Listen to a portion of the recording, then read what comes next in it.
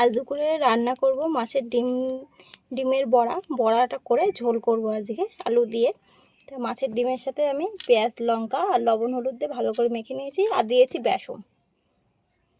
কড়াই গরম হয়ে গেছে, আমি তেল দিয়ে দিচ্ছি। এবার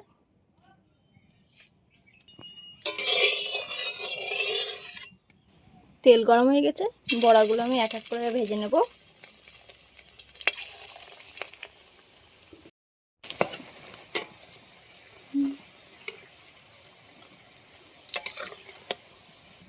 বড়াগুলো আমার লাল লাল করে ভেজে নেওয়া হয়ে গিয়েছে, এবার তুলে নেব এক এক করে। মাছের ডিমের বড়াগুলো তুলে নিয়ে আমি সেই তেলে আলু দিয়ে দিয়েছি, আলুগুলো ভেজে নিচ্ছি। আলু ভেজে তুলে নিয়েছি, এবার দিয়ে দিচ্ছি শুকনো লঙ্কা তেজপাতা ফোড়ন। শুকনো লঙ্কা তেজপাতাটা ভাজা হয়ে গেছে,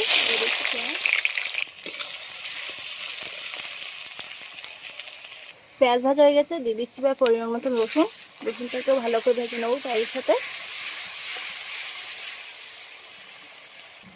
এর মধ্যে একটু দিয়ে দিচ্ছি টমেটো। রসুন ভাজা হয়ে গেছে, এবার দিয়ে দিচ্ছি জিরে বাটা আর দিয়ে দিচ্ছি আদা বাটা। খুবই সামান্য পরিমাণে দিয়ে দিচ্ছি একটু জল।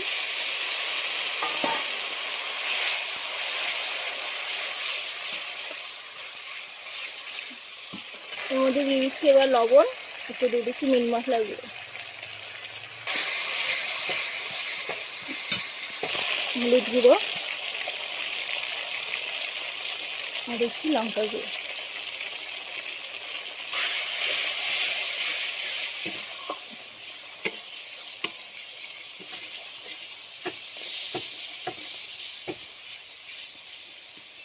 আর দিয়ে দিচ্ছি সামান্য একটুখানি চিনি। মশলার থেকে তেল ছেড়ে দিয়েছে, এবার ভেজে রাখা আলুগুলো তুলে দেবো।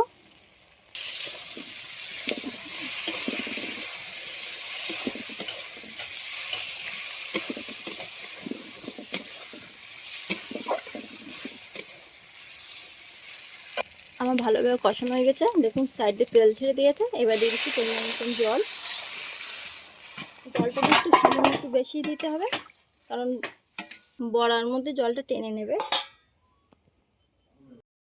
তরকারিটা ফুটে উঠেছে, এবার আমি মাছের বড়াগুলো দিয়ে দেবো, মাছের ডিমের বড়া।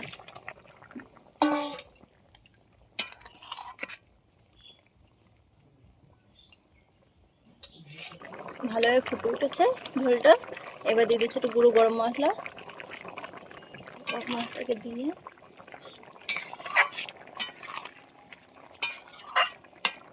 আর একটু ফুটিয়ে নেবো।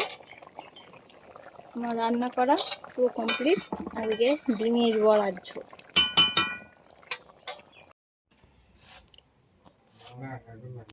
শুধু কিন্তু মাছের ডিমের ঝোল করিনি, সাথে একটু পটল ভাজাও করছি।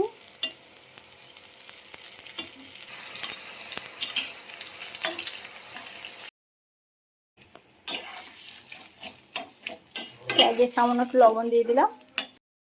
পটল ভাজা হয়ে গেছে,